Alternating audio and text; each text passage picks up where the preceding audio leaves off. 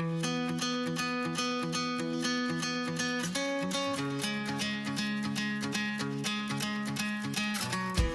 everyone. Welcome to the Charlotte Mason Show. I'm your host, Julie Ross, and today we're going to do something a little different because I'm actually going to have Shay Kemp host. So, hey, Shay. Hey, I'm Shay Kemp, getting to host with Julie today. So exciting. I know, you're like a big deal now. So, oh, am I? Okay, awesome. Glad to know that. I needed somebody to tell me that for sure. So we're going to switch places because today's episode is talking about homeschooling through divorce. So since I'm the one who's gone through that, I'm going to be the one talking the most. And, I thought about doing this kind of as a solo episode, but I'm glad you're here with me, Shay, because I didn't really want to do it alone. Yeah. And this is kind of the episode that I've been procrastinating about for about a year now. God put it on my heart. He kept bringing moms to me who were going through something similar. People would DM me on social media, or I meet people at conventions, or just homeschool moms in my own circle in real life too. This is what's happening. I think this is what happened to you. Can you help me? Mm-hmm. And so I really felt like God was saying, okay, people need to hear what you have to say. And I kind of kept dragging my feet and going, no, they don't. Because I think, one, I wanted to respect my children's privacy and my family's privacy. And that's still something that's super important to me. But two, I think divorce carries its stigma still. And people like to talk. Sadly, I think in the church, that's even more prevalent than even in the general population, I found. People can be judgy. People like to gossip, even if they don't know any of the details. Right. Sadly. So, I was kind of trying to save myself from some of that in a way. But, at the end of the day, I really felt like, okay, no, this is something that, God walked me through. And he says, to encourage others with the comfort that we've been given. And so I want to be obedient to that. So thank you for being willing to jump in here with me. Yeah, I'm really blessed to. I think you and I met just when you were starting to sort of go down this road. And I've watched. And I was like, help! And so it's been a real blessing to watch. Not that I love to have seen you go through what you've had to walk through, but to watch you go through it and watch your growth. And I even think myself when I look back at pictures of you when we first met and then pictures of you today, and that you, to me, you don't even look the same. I see brightness in your eyes and some real growth that shows even in your physical person, just the way you carry yourself and how you've grown. And so I'm really privileged you would let me be a part of that story, because it's been a blessing to me to watch how you've grown and changed and the good that God's. Cry already. You can't make me cry already. It's the beginning of the episode, Shay. No, my kids even said that. My kids said the other day, I don't even where this term came from. Like, they're like, Mom, you glowed up. Like, yeah. Growed up? No, like, no, glowed up. Mm-hmm. And I was like, what does that even mean? Right. I wouldn't have wanted this in a million years to have happened. I, wish this was not my story, but I am grateful for the growth and the changes that have occurred. And I can give God the glory for that. And, honestly, I don't think I would want to go back to that person. I've changed so much. And I think that's, one of the things I'd want to say, right, is with all the episodes that we've been doing kind of on life's challenges here, anytime you have a significant trauma in your life, you have a choice, right? Yes. It can change you for good, or it can keep you stuck. Mm-hmm. And so I decided right away, I am going to fight. I'm going to fight every day, and I'm going to get through this, and I'm going to be better and different because of this. Right. Like my tattoo, for those who are on video, it's an arrow and it says warrior. And I've always loved the verse, arrows in the hands of the warrior are children born in one youth. And both of us have. That's one of the first things we bonded over. I know. That verse. Yeah. Kind of my, my life verse and my vision for parenting. And, I'd always read that verse kind of focusing on my children and raising them and what I was doing for them to launch them to do good in the world, without realizing that the verse actually says like arrows in the hands of a warrior. Yes. So we're the warriors, right? Mm-hmm. And so not that every day is a battle or every day has to be hard. Life can be really sweet and enjoyable and easy when you want it to be. But I took that as my mantra very early on. I think I got that tattoo within like a couple of weeks of everything happening. And I was like, I'm going to fight. I'm going to keep fighting and make it through this. So. And I think that's one reason it was on both of our hearts to share this whole series, is because even though maybe people who will listen to this haven't walked the path or won't walk the path that you're walking through, there's so many takeaways from just facing a challenge. Maybe you haven't, like what we talked about, dealt with loss or dealt with sickness or dealt with learning disabilities on your own. But those challenges and listen to those stories are so valuable, because we take what we watch somebody else go through and come out with positive, with not everything negative. Okay, this is what like you said, what I fought for. This is what I decided was worth pushing for. These are the resources I used. And we can use those things in our own lives, even if we don't walk the same path. And so I'm grateful that you're taking this leap to share and being vulnerable, and because I know it does take courage and bravery to be vulnerable, and I'm really grateful for that. So yeah, that's a lesson God's had to teach me the hard way on how to be vulnerable. I wasn't so great at that. So yes, this has been a growth and process for sure. And I think you have a really good point. So whether you're going through this personally, or maybe you know someone who is, this would be beneficial to listen to, but also just any trauma.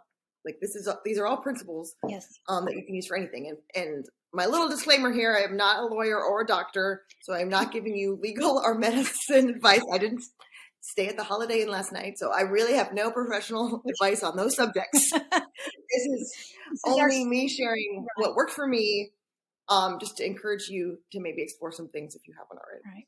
So let's start thinking about, what do you want to share about your story? When did you start walking sort of down this path? And yeah, I think that's a really good point. Is well, like any trauma, there's stages of grief, right? Mm-hmm. And I think the approach and the things that helped me are different at each stage.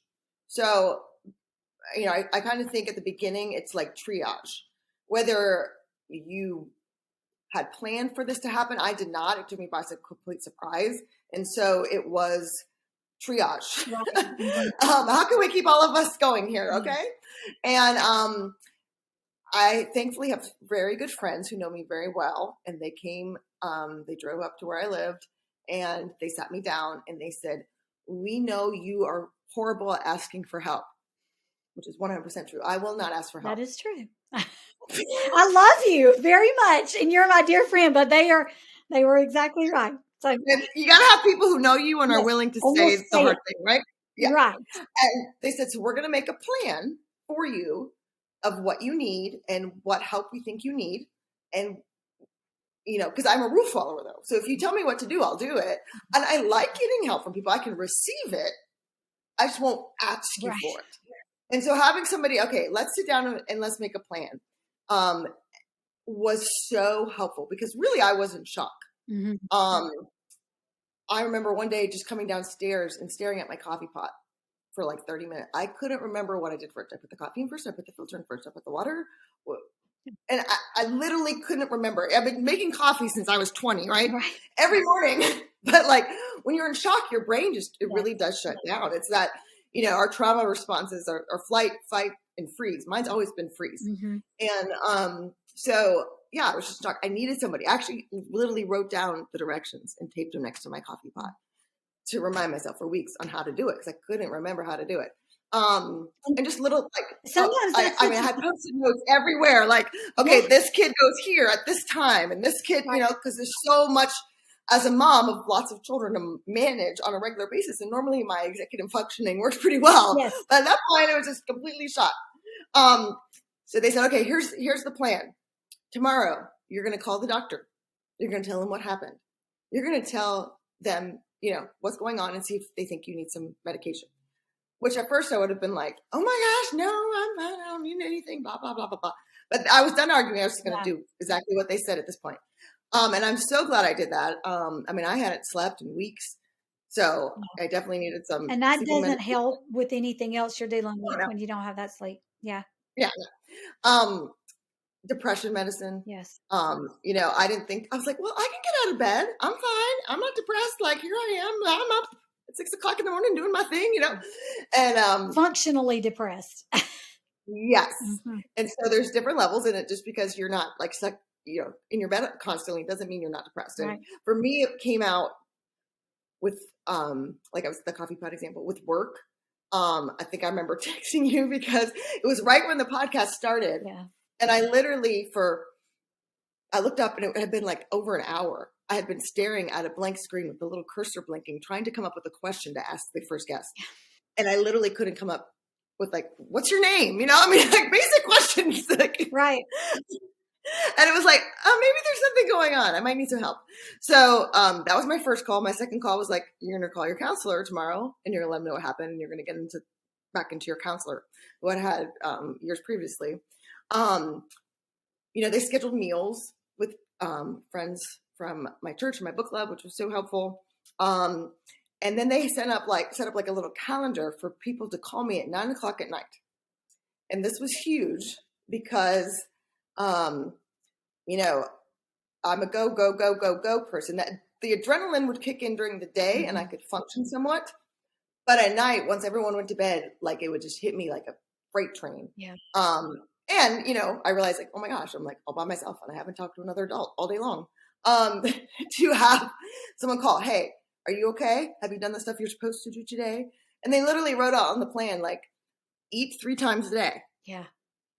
Move your body for 30 minutes, like basic stuff that, because I wasn't eating either, you know, and then they would ask me, did you eat 3 times today? You know, I needed somebody to keep me accountable to do the things that I knew were healthy, that I knew would help me. Did you spend time doing something for yourself today? You know, I needed someone to ask me those kind of questions every day. So that was super helpful. The other thing, like at first, well, I mean, I think that's the first part, was just that basic triage, let's stop the bleeding kind of thing. Right. And you know, I think what's so great about some of the things that you're saying is some of us that are just dealing with what we're going through in the world today. We don't even just the stresses in the world today, the trauma that's like worldwide today. Some of us probably need to reach out to a friend, maybe call the doctor, maybe make a post-it note for ourselves that says, have you eaten? Have you, you know, how to, so it's so important to recognize that you need to ask somebody to be there for you. So, and I do think you have grown in that. I see that a lot in you, that you're much more, you know, I need help, or so that's such a positive. So after you find out, okay, this is what we're going through, what do you think you stepped into after that? What do you think came next? For me, it was deciding what kind of person I wanted to be was huge. Mm-hmm. So again, you could be stuck in this kind of, woe is me, blah, blah, blah. Why did this happen to me? This sucks. You know, and all that is very true. And right. You have to grieve and you have to scream at the top of your lungs sometimes and you have to call a friend because you're sobbing, right? All of that is very true. And I did all of those things. There were days when I slept into it, you know, that happens. But I was like, this is not going to be my permanent state. It's not going to define you. Yes. So what kind of person do I want to be? I sat down, I remember I wrote in my journal, like, what were things that I loved to do as a kid? And why, and what things have I always wanted to do that I've never done before. Mm-hmm. And just kind of made a list and started doing things. So if you remember when I first met you, you took me kayaking for the first time. That's right. So I bought a kayak, and I'd always wanted to kayak do that. Shopping. It was super fun. Yeah, I know. And I made a friend doing it. So, you know, but that was one of the things on my list, was I'd always wanted to kayak. I'd always wanted to camp. That was a fun. So I'd always wanted to camp. So I decided I can do this, right? I'm a warrior. And I read all this camping blogs and things and took my kids camping for the first time in tents, just me, you know, and we got attacked by raccoons, but we all survived. And now we all can just laugh about it. But, you know, I had someone say to me once, like, oh, you know, you get to go do these fun things and travel, and I just admire you so much for just going to like some town you'd never been to before and like going exploring. And I was just, I didn't say it at the time, but in my head, I'm kind of thinking like, I don't really have a choice. Mm-hmm.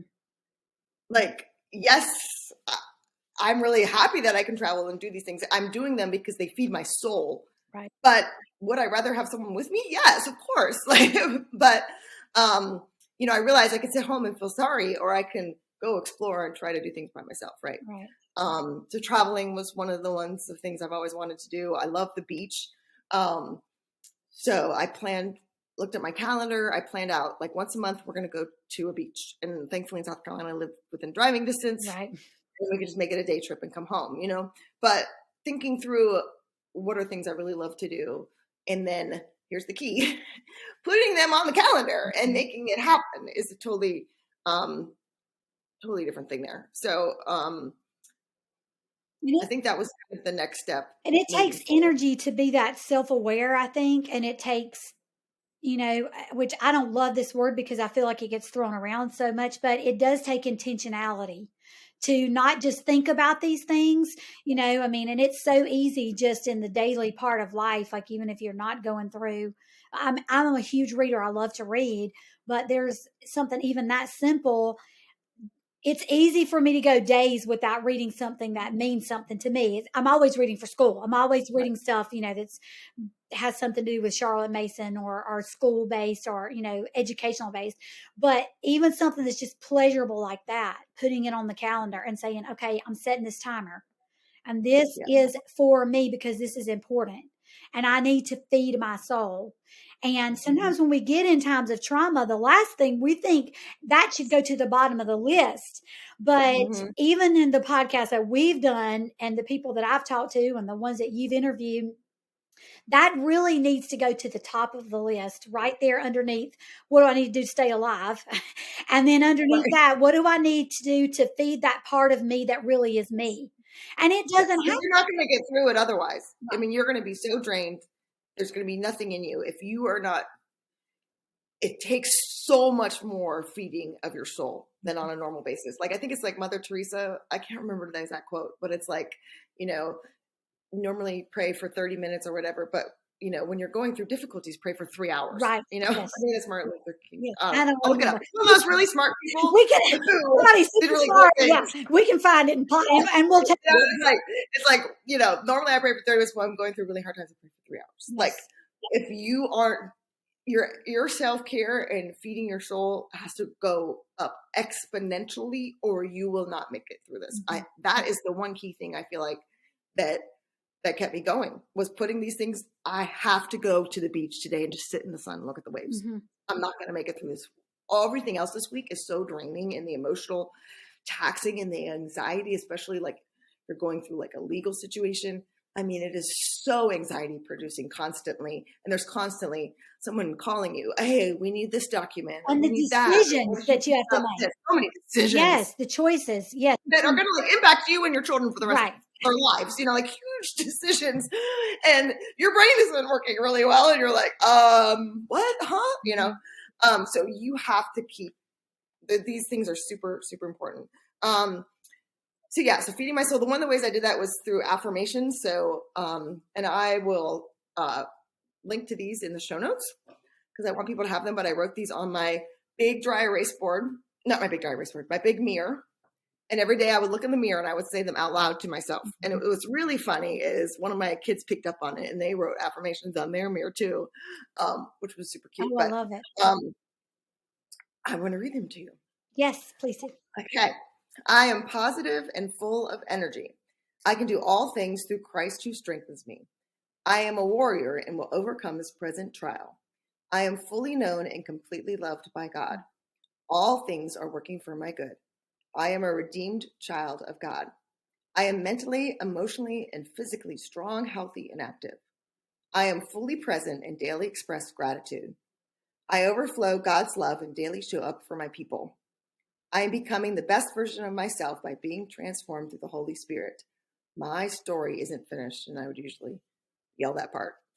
And I get a lump in my throat just hearing those because I've watched, you've never read those things to me, although I know you've told me you had your affirmations. We've discussed this personally before, but to hear those things and to see those things that you were saying over yourself before you saw them.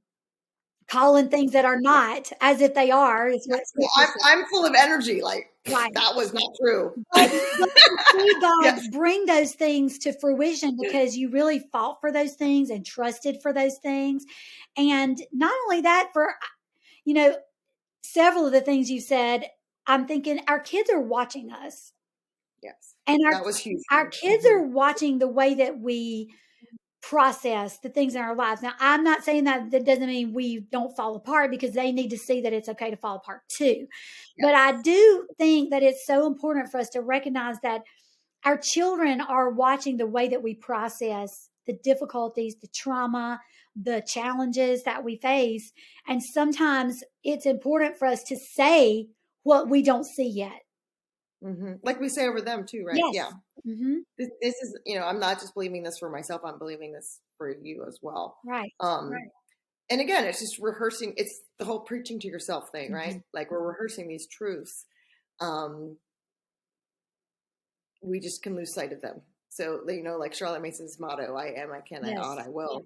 It's the same thing. It's just, we're just saying these truths over and over. And as you say them, your mind believes them amazingly to be true. I definitely had Bible verses that I would, put on, like I said, I had sticky notes over. And, one of them is, I will see the goodness of the Lord in the land of the living. And it was like, okay, God, open my eyes today. I need to see the good, because it's really easy to focus on all the bad. And it's in your face, like urgent, blah, blah, blaring sirens. Here's what we need. Here's what's falling apart. Here's this thing, and to focus on the good. And I've talked about this all the time. I'm sure we've talked about this in podcasts. I'm sure I have, but the more you focus on the good, the more good you're going to see. And I tell my kids that all the time. And I would tell them too, okay, what was your win today? I started doing that before I put them to bed. Like, even in the midst of this sadness, like, there's good things that are happening in your life too. And let's celebrate those. Let's take the time and the opportunity to go, oh my gosh, that's amazing. Yes. And celebrate that within myself. Okay. Today I woke up and I made coffee without looking at the directions. Woo! Like, today I ate 3 meals. Woo! Like, little tiny things. It's keeping those promises to yourself that builds confidence. So, I would write out my goals for the day. Today I'm going to make my bed. Oh, look, at the end of the day, check, I made my bed. I'm so awesome. It's those little things that's like, normally I wouldn't care. I wouldn't even think about it. Right. But it builds that confidence to know, okay, I told myself I was going to, go to the beach this weekend, and I did it.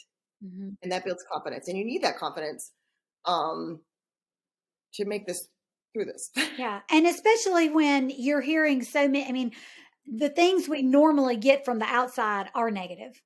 It's just like it's not normal. We normally pull in the negative. We hear the negative, and so it does take effort to put the positive in front of us and choose to look for it, and choose to really find that, whether it's, like you say, a sticky note or affirmation or a verse of scripture. And I love that your kids are still, that they pick up on that. And I love that they see that in you, and it's a beautiful part of a difficult story. So, okay. Yeah, I'll make a list of some of those verses as well, because there were several like that.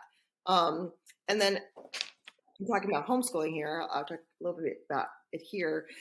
In terms of like that beginning part, right? Yeah. We did very little school. There were many times during the day when Mama was in tears. Yeah. And I was to say, I can't do this right now. I'm very, very sad. But it won't always be like this. Like you're saying, like your kids need to see that you're human. Yes. Right? You don't have to hide your feelings, but it also can be very scary for them. So letting them know, I'm going to be okay. It's not always going to be like this. Yes. We're going to go through this, and give them that reassurance as well. But one of the things we kept doing always was morning time. We did morning time, we did math, we did reading, and then we would do our tea time, like our read aloud at lunch. I had to have that, because that was so life-giving for me. So for our morning time, it just so happened, in God's sovereignty, that the verse that we were doing that term was the armor of God. Oh. And so every day we would read the armor of God and say, guys, I'm putting on this armor. We're in a battle here. We're fighting. We're going to make it through this. And we would just keep saying that scripture over and over again. Yeah. one of the books we read during our tea time that semester was Heidi. And I mean to pull out that quote from Heidi. You know what I'm talking about, right? Yeah. About our prayers and God not giving us what we want. Oh, yes. And I just read that verse and just, sobbed. But it was so healing, to see this little tiny orphan girl's faith, in God and her perspective on life and the joy that she had. It was encouraging for me to read that book. And so a lot of these things, and we talked about this, in your interview as well, in Charlotte Mason education are incredibly healing. Yes, they are. Because they speak to this deeper part of us that is not just the facts, the figures, they speak to beauty in the world that sometimes it's hard for us to see. So we put that in front of ourselves so that, when the things you're just talking about you did, or we read these stories that are really humanity. And when we make those connections, because education is the science of relations. And so when we make that connection with Heidi or the scripture we make that, it touches some part of us that goes so much farther beyond than just surface level, lower level thinking skills. I mean, and then that's healing for our brain. It literally releases chemicals in our brain that heal our brains and lift our mood. And so that's why I do think it's so important. And I have heard through these different things we talked about to keep a routine and a rhythm, but also your kids need that, because that to them is comforting. Yes. And it's comforting to us, even though it can be difficult to do. We're the ones in charge, it would be somebody else would, and you had somebody to do that, which I think is powerful, but also to not neglect the beauty. We shrink down and we think, okay, we just, the facts and the figures, read the math story or whatever, and just do, but to continue with the beauty. You have to have that. That's the essential part. If you only do morning time and read alouds, do that. Yes. That is going to help you all get through it. It was so healing for me. It's so encouraging to kind of see, again, God's providence in having me create a gentle feast, 5 years ago. It allowed everything to be planned already. So I didn't have to make those decisions, because my brain would not have what book should we read next? Yeah. That wasn't going to happen, right? Yes. I could just follow the plans, but to have that beauty in there to heal me, and not just scripture was so important in the hymns, but the nature study and getting outdoors and just being outside is so therapeutic. And there'd be days where I'd just be like, okay, we're all going to go for a hike, and this is all we're doing today. And I needed that to feed my soul. And, the music and the art and the poetry, it's just it was like oxygen to my hurting heart. So we get a lot of questions from people who will say, how do you fit that stuff in? I can't get it in. And I just want to let work with it. Right. What I want to say as an encouragement is that I think what you'll find is if you really make the effort to prioritize that rather than stick it at the end, these things you and I are discussing, doesn't have to be a long time. Live by your timer if you have to, 10 minutes, right? I think if you'll find that you prioritize it, you'll see some of the things that you and I have found and so many other families have found. They really are healing, and the beauty really is worth it, but it's super easy. I mean, I get it. So I don't say that as a judgment. It's easy to let it slide down the list. If you prioritize that, I think you'll find that it is so worth it that you'll begin to go to that first, because you see the value in it. So, and I mean, you were talking about this in your episode too. Your schedule's going to be all whack for a while. I mean, all my kids were in counseling. I'm driving back and forth to my own counseling. I feel like we just lived in the counselor's office, and church things and lawyer meetings, and just so many different things that would take part of our day. So I had to let a lot of that go and just go, okay, this is what we need to have right now. Yes. Now, in saying that, it is key, depending on your situation, that you have your ducks in a row. Because I've known many homeschool moms who have said that their ex is now contesting their right to homeschool. Yes, I have. And I'm not going to give legal advice, but that's a whole other can of worms. that make sure you have your plans, make sure you know what you're teaching for every subject, make sure you have your records in place in case that may happen. Right. And you just don't know. And so, take the time you need and do these things, but also make sure you're keeping your records up to date and you're keeping your kids, the books that you're using and those kind of things all together. And in God and his providence, had me start a general feast, and it allowed me to keep staying home and homeschool my family. Not everybody has that choice either. And so I think that's something I'd like to, just say, hold that loosely. Like, you have to kind of prioritize as you're going through this. What is the most important things that you want as the outcomes of all of this, and what maybe you could let go of, and what instead you'd want something else. And so, if you're able to keep homeschooling, that's wonderful, but you're most likely going to have some source of income in addition to what you might get in terms of alimony or child support. So your own income, what could you do from home? Do you have family that can help and support you? That kind of thing makes a big difference in terms of your ability to keep on homeschooling. But, it is in the best interest of the children to kind of keep doing what they've been doing, especially at first. Right.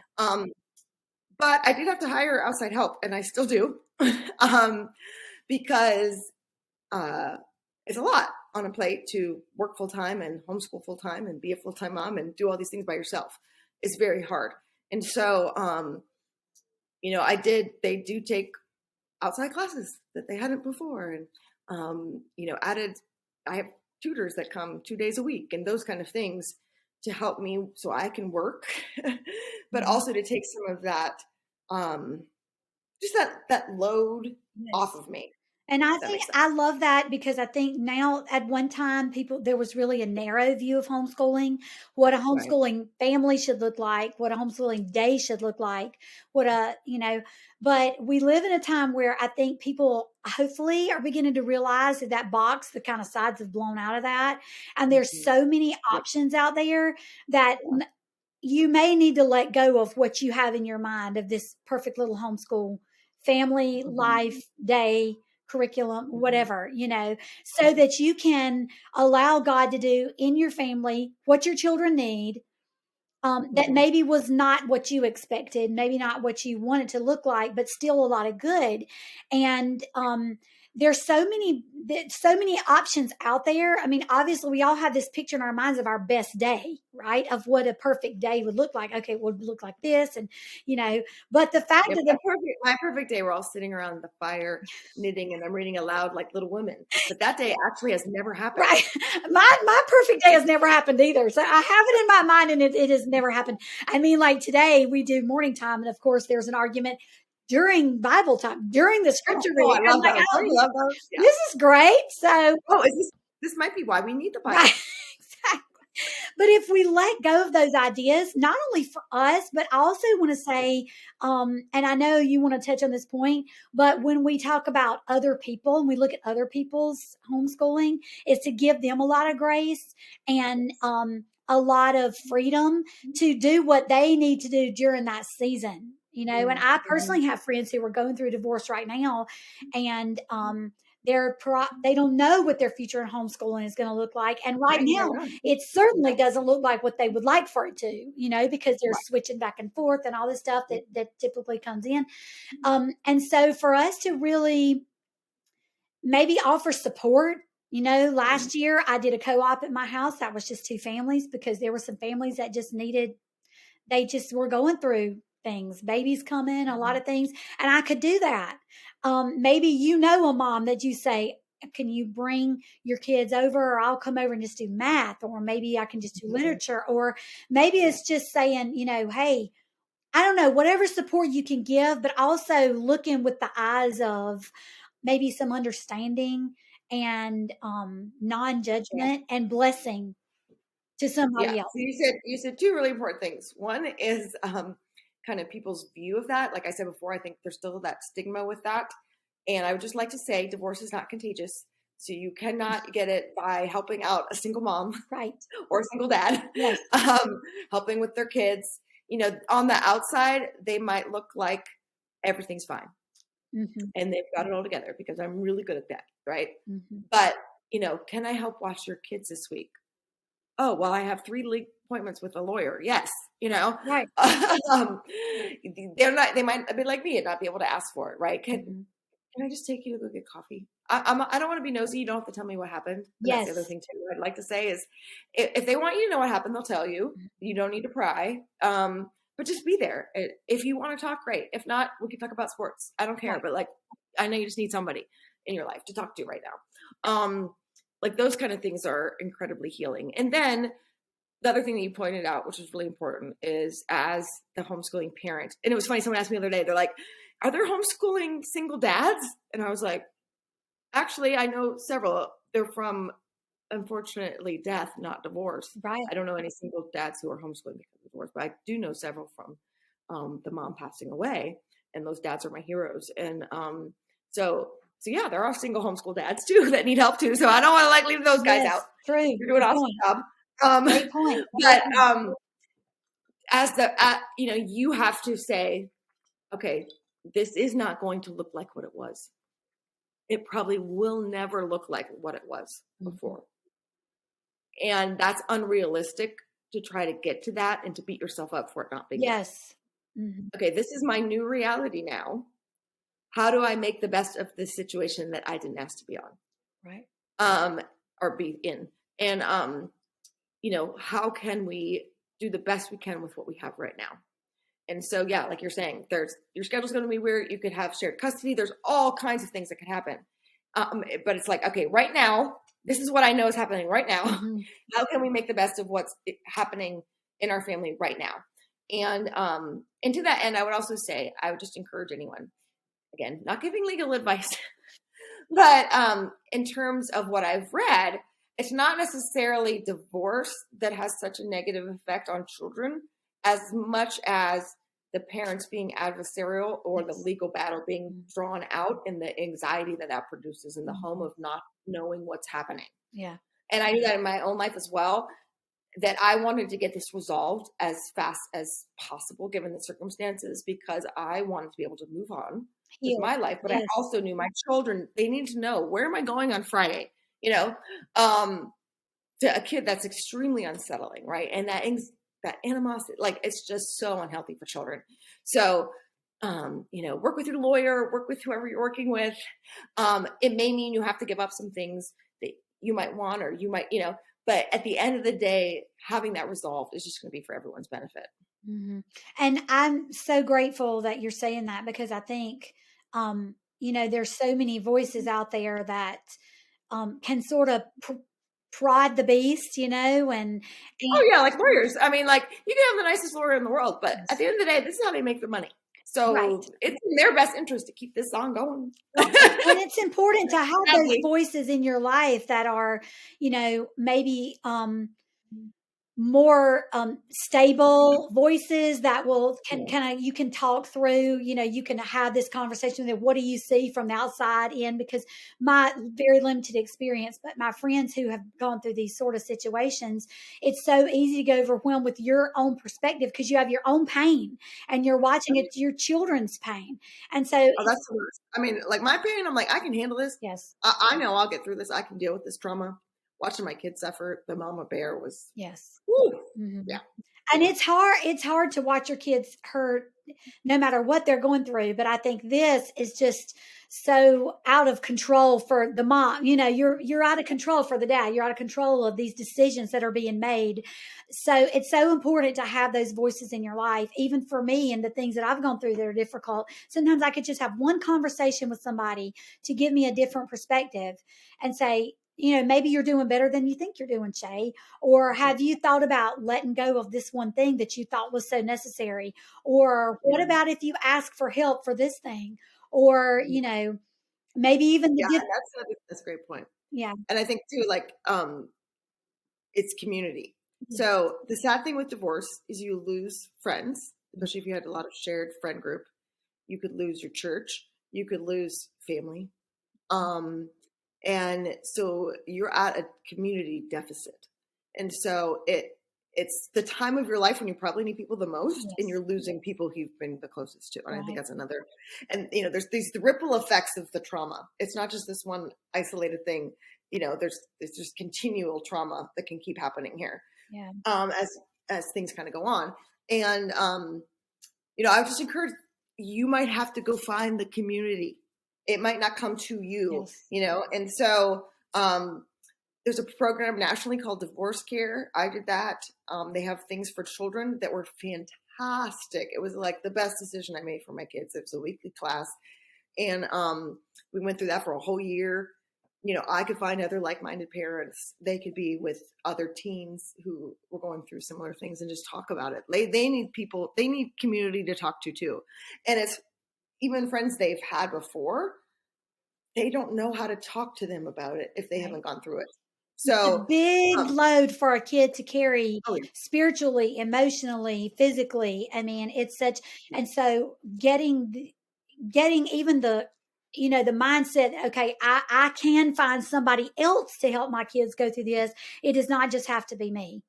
That is so important. I do not have to be their only source of strength, and can't be. I mean, I think this is important, whether it's you're going through a divorce, super important through divorce, but any other trauma or issue you're going through, we need to be willing to go out there and say, okay, I need another adult in this situation that I trust. God help me find it. Who could it be? Is it a friend? Is it a neighbor? Is it my kid's friend's mom? Or, is it finding that? Because you and I both know, and probably every mom out there, we can say something to our children and it have zero effect. Right? I know absolutely nothing, Shay. I don't know even why I'm doing this podcast. Nothing I say means anything. And then somebody else says it, and I'm like, I literally told you the exact same thing. And for me, it meant nothing, but from them, it can mean something. So that is so important and such a great point. And you might have to search it out. It might not be in your circle already, but hopefully in your town or definitely online, you can find that community to kind of rally and support you there is huge as well. So I encourage people to move forward in that and to ask for help. Yes. So now you have sort of walked through this road, and I from looking on the outside in, your life has sort of settled down a little, right? You in your beautiful home. Thank you, Jesus. Yes. So people are always like, "Oh, time will heal." Blah blah blah. I think time heals when you do the work during that time to heal. There you go. Yes. So yes. So some of the stuff I'm talking about here, and I've worked very hard. And my kids have too, and I'm very proud of them. I think, in terms of schooling, some of the things that we've talked about before in the other episodes, right? Mm-hmm. Trauma has a huge effect on a child's ability to learn. And studies have shown this. Yes. And so just like I couldn't remember how to make a cup of coffee, I'm asking my 10-year-old to long division, multiplication facts. Like, what? Right. Yes. And so you have to give them that time, like I was saying, to do these other healing things that are still part of growing your mind and soul, and the whole person that Charlotte Mason's talking about. And the multiplication facts are going to come, but just giving them that grace too, and asking, okay, what do you need? We spent a whole year in our morning time. I added on emotional health lessons. Okay, here's the part of ourselves that gets really angry. What can we do when we get really angry? And we make lists of things, and I go upstairs and I scream in my pillow, or I play the drums, or I go for a bike ride, or like we would literally make lists of things like this because frankly, that's what they needed right then. They needed those emotional coping skills more than their multiplication facts. And that intelligence, that emotional intelligence often gets overlooked. But there's so many studies. My son just sent me one last week about the lack of emotional intelligence in the workforce at this particular moment, and why there's so many issues in HR right now, and why there's so many people leaving this job and leaving that job, different things, because we just don't focus on that. I know you and I have discussed this many times, but that emotional intelligence can be foundational to them being able to learn some of those other things, like the times tables, and yet we prioritize the times tables, and I do think they're important, so I'm not throwing those out. But to say that we can ignore the emotional intelligence, if we do ignore it, it can be the reason we're struggling with the times tables, right? Maybe not every time, but, or whatever the thing is, maybe for my own family, if we're struggling in narrations and maybe I see my kid, like, we're just, the issue of attention, what is going on here? If I will stop and use my own emotional intelligence to sort of recognize what might be going on with my children, almost always I can see a reason behind the drop in their habit of attention. Oh, I forgot she's going through this with her friend. Oh, I didn't think about that. That just stopping and realizing that even in issues that may not be considered family trauma, but are important in the life of a child from their perspective. Oh, I forgot, her team, they lost last night. So that's. Yeah. And I'll link in the show notes to some of those books that we used. Yes. And also I had like a feelings wheel, so if my son is like trying to do something, copy work, whatever, he'd be like, I hate this. This is stupid.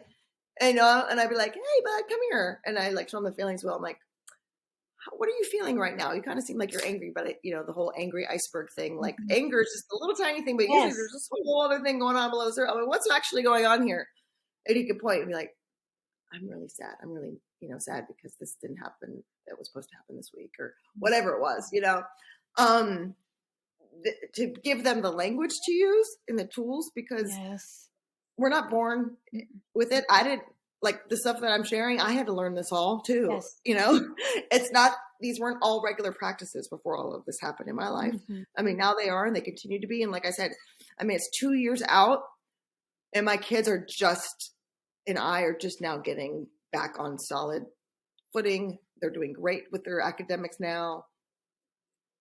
They're right on target where they need to be. I'm thriving, but that's 2 years, The other thing is, and I did this with my children too, well, I kind of mentioned focusing on the good, but like just gratitude, starting every day, looking for what we're saying, what we're thankful for, looking for those things. And I still do that. Like I still have that practice every day. I still say affirmations every day. I still, have my community, that keep me accountable. I have that outside help still. Like those things haven't changed. They became habits. But now I realize that they're going to be lifelong habits. And they're life skills that we've discussed so many times, that we are trying to educate the whole child, like Charlotte Mason talks about over and over again. And so when we intentionally include those things and we consistently include those things, and it's amazing how over time you begin to see, and I know you're saying, well, because it's been a couple of years, but I do want to make the point that 2 years of you doing the work could have looked very differently than 2 years of you not being willing to do the work. I mean, for all of us, the healing comes, and everybody's timeline is different. My heartbreak was, I talked about before, my dad passed away. It was just very disruptive in my family, and my girls were there. It was a very traumatic event. And I was so in shock that it took me a few months before I could even realize, oh, I have been through trauma, and that's what this is. And so everybody's timeline is different, but there is a way to move forward and move towards healing, even though your timeline might not be 2 years. It might be 5 years. It might be, I don't know what it might be for everybody, but a voice like this is so important for people to hear, that it's not all doom, gloom, and my life is over. And there's a me versus, I'm the divorced homeschooling family versus the non-divorced homeschooling family, which I do feel like we see some of you, and I've discussed this a little bit, but that stigma, we can be the ones that work to say, hey, this is just a homeschooling family. We're just normal. We'll just, whatever that means, right? Yeah. One of the books I read, and I'll put this in the show notes too, aloud to my children during this time, which was so impactful, was Hind's Feet on High Places. Yes, I love that book. And it's an allegory, kind of like Pilgrim's Progress, but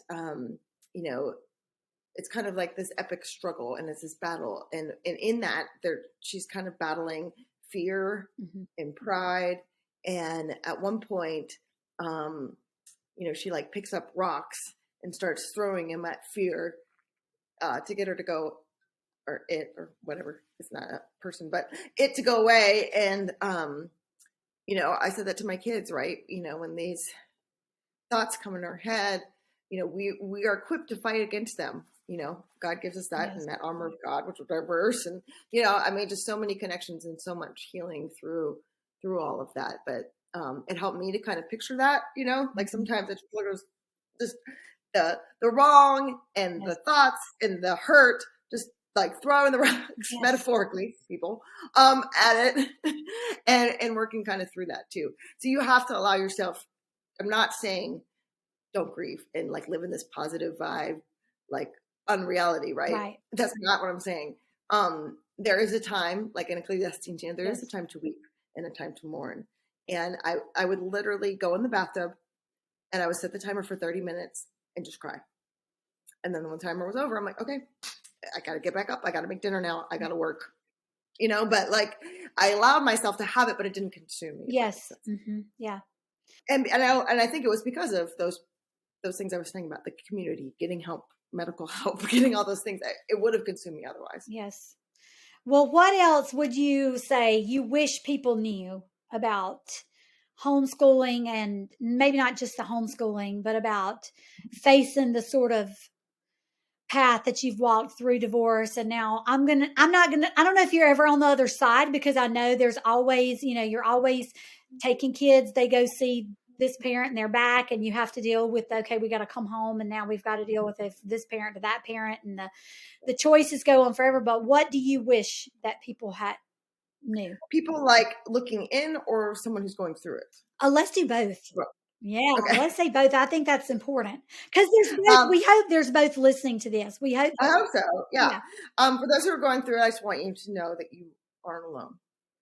And even if, it may feel that way, or you feel you've been rejected by your community or your people, that it's not as uncommon as it once was. And there are people out there, and you can find them, and that there is hope. It doesn't stay, like I said, I just kept saying to myself, it will not stay like this forever. One of the Bible verses that my sweet father-in-law sent me was that God would restore the years that the locusts have eaten. And I just kept telling myself, God's going to restore these years. God's going to restore these years. And claiming that in faith, that that there would be goodness and restoration out of all of it. For those who are looking in, again, just reach out, help. Try not to talk about people behind their back or come to judgments or conclusions, but just give people the grace. And I think that's what the outside world needs to see, is that the body of Christ is helping those who are hurting the most, rather than kicking them when they're down, and uplift them, ask them what can I do to help? And I'm not going to sugarcoat things. Being a single parent is hard work. Being a homeschooling single parent is extremely hard work. Having to work and do all the things. You're doing everything at that point. And that's why we've talked so much about that self-care. It has to be a huge priority, or you're not going to be able to, like I say, be on my A game. I'll function, but I'm not going to be on my A game if I'm not sleeping, if I'm not emotionally healthy, if I'm not moving my body for 30 minutes every day, if I'm not full of gratitude and joy. I'm not going to be the kind of person and parent that I want to be. And so, come alongside someone, call them, take them out, that kind of thing. Ask for help. If you can find classes for your kids to take advantage of the resources and the time that we live in where you could do that. One year I switched, because the whole COVID craziness, switched off some classes with a neighbor, because it was all we could do at the time, you know? So Yeah. you have to be creative and being willing to let things be different and kind of think outside the box sometimes too. But there is healing that happens, and there is hope, and you will feel differently at some point. I didn't think it would come, but there is the other side of like the mountain. And that's such our heart, really. I know you and I have a lot of conversations behind these podcasts, and our heart really is that no matter what topic we're approaching or putting before people, is that that's what they'll come away with, whatever their struggle is, whatever they're facing, is to have confidence that, if you're going through divorce, or you have a friend going through divorce, there is a way to help them. If you're struggling with, like podcasts we did in the past, you're struggling with narration, hey, take a deep breath, step back. There's a way to move forward in that and have confidence in yourself. If you're struggling with all these, whatever the issue is that we've been so blessed by a creator, and I feel so blessed to find this philosophy that does not just have something to do with what we sit around the table and do for school, but our entire lives, and the whole person of our children and the whole person of us, and that we can really approach life with this mindset that we're constantly learning, we're constantly getting this self-education. And I'm really blessed to have seen what God has brought out in you. You are just a huge source of inspiration to me. And not only do I bless you every day when I open my school book and I pull out my schoolwork, and I'm like so glad I don't have to go dig for this stuff. I'm so grateful for Gentle Feast and the work that you put in before you even knew that you were going to face these things, God and his sovereignty to bring you to that. What a huge blessing. So I wanted to close with this verse and this quote from this book that you recommended to me. The book's called Hearing God Speak. Eve Anazatio and Jackie Brewster. But it says, this is from Romans 5:3-5. Not only that, but we rejoice in our sufferings. Know that suffering produces endurance, and endurance produces character, and character produces hope. And hope does not put us to shame, because God's love has been poured into our hearts through the Holy Spirit who has been given to us. And it's that endurance and that character that I've seen, excuse me, come through with my children. I wouldn't have ever wanted this to be part of their story, but because it is, how has God used that to grow them and change their character? And I am grateful for that. And then the quote from the book is, your God and his love for you are never changing, even during ever-changing seasons. In a world full of new normals, we can all agree to that, right? Yes. In unprecedented change, there is one constant, the God of all creation. Right now, you might be dealing with overwhelming suffering or shame from your past, something that needs a great deal of patience as you navigate in uncharted territory. The antidote to being undone by the unknown, I love that, is holding on to the one true known, God's lavish love for you. I'm going to read that sentence again because it's so good. The antidote to being undone by the unknown is holding on to the one true known, God's lavish love for you. Your God and his love for you are never changing, even during ever-changing seasons. God is the beginning and the end. I am the Alpha and Omega, says the Lord, who is and who was and who is to come, the Almighty. Revelation 1:8.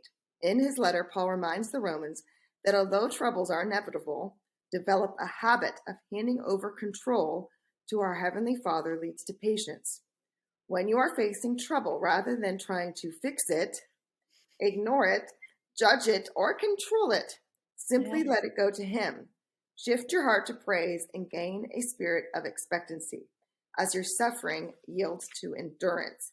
And I think that can be so vital, especially through divorce. It's so anxiety producing and so much is out of your control that it creates a lot of fear and stress, and you want to try to fix it and control it.